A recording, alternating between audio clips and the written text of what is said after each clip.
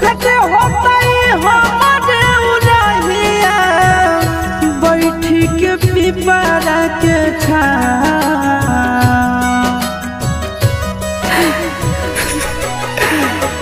देखते होता हमारे उड़हिया बैठी के पिपरा के रुक रुक रुक अरे टरेनिया रुक रुक रुक रे टरेनिया ले ले चल जनुआ के गाँव रुक रुक रुक रे टरेनिया।